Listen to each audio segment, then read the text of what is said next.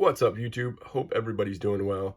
Got a little something different today. I've been doing a lot of just TTM videos, but I thought I would do a bit of a player spotlight. So as you can see, we're going to take a look at Jim Hegan. And let me give you a little origin of why I've been picking up some Jim Hegan cards. As you know, I do a lot of TTMing. I sent one to this guy, catcher Johnny Edwards. And along with this card, I asked Johnny Edwards, what athlete inspired you most as a kid? He wrote down two names. He wrote down Al Rosen and Jim Hegan. And I had kind of heard of these guys, in passing at least, but didn't know them that well. I definitely heard them on some of those Cleveland channels like Scott Reindeer Studios, and definitely on Sean Tieford's channel, but I'd never taken the time to really learn anything about them.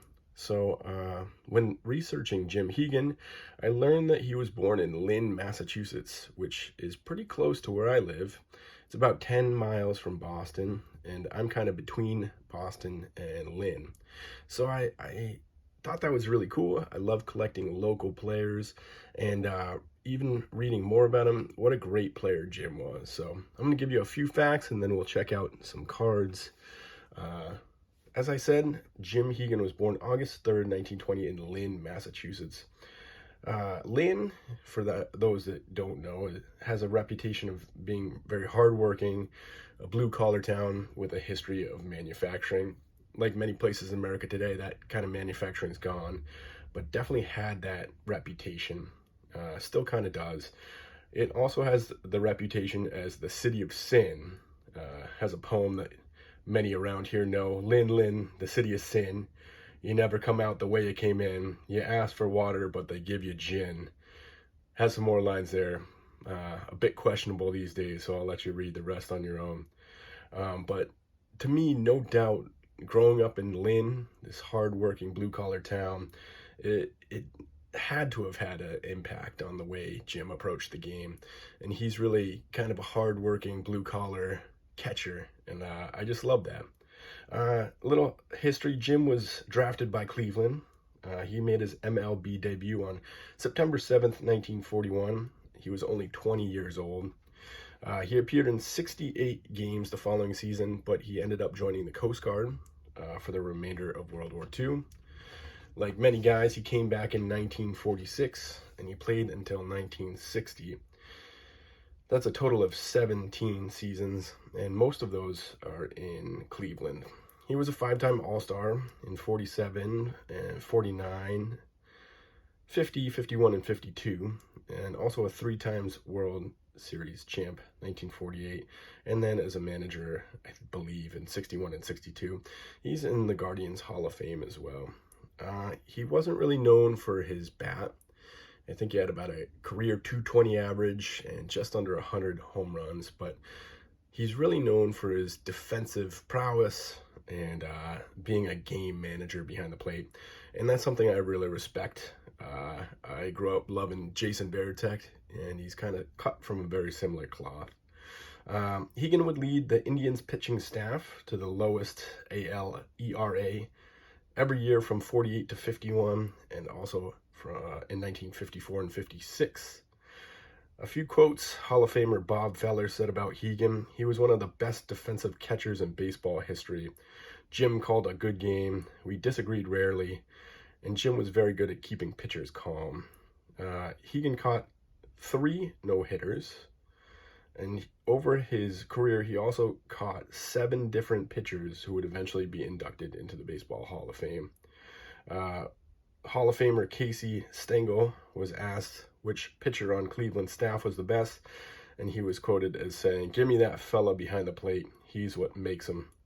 So, loved researching Jim. Picked up some cards recently. In the back there, you can see the 1947 exhibit. Love that one. Got a few more of those, but they're really affordable for people looking. I don't really know that it's 47. There's a big stretch there. I don't really know how to tell the difference between all the years, but I do enjoy those, and very affordable for some great players. People are looking for cards. 1948 Leaf, 1949 in a lot of people's opinion. There's a bit of controversy there. This is my first 1949 48 leaf card. Pretty affordable given the prices that some of the stars fetch. A PSA 4, certainly happy with it. Have been looking for a 48 leaf, 49 leaf for some time, and you know, finally popped on Jim, so super excited to add one of those to my collection. And in the back you also see a 1952 Red Man Tobacco. I also have been eyeing these. I would love a Ted Williams eventually, but they're just very expensive these days. So hoping maybe they'll come back to earth soon and I can pick one up, but was certainly happy to add Jim in one of those. Let's show off a few other cards here. We got the 1951 Bowman. Let me get that into focus. There we go. Really cool looking card. Ooh, it wants to jump out of focus there. Sorry, guys. Cool looking card in my opinion. Great art. Love this era of art. As a lot of people have said, this is the era of when cards were little works of art. Really psyched to get that one.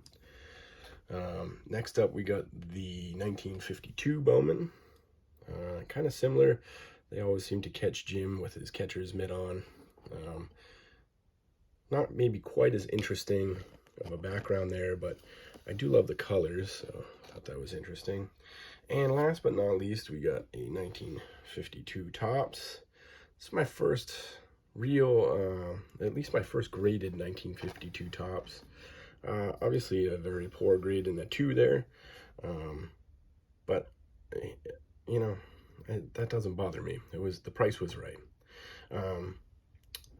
So another cool one. I actually think these Bowmans are better than the Topps, and maybe it's kind of the quality of the card, but I think they pop a little more. But still a very cool card. So there's a bit of a showcase. Jim Hegan, maybe a guy that isn't on everybody's radar, but a really quality player. So guys, let me know what you think. Just really excited to show these off. Really excited to add these to my collection. Thanks for watching. Appreciate it.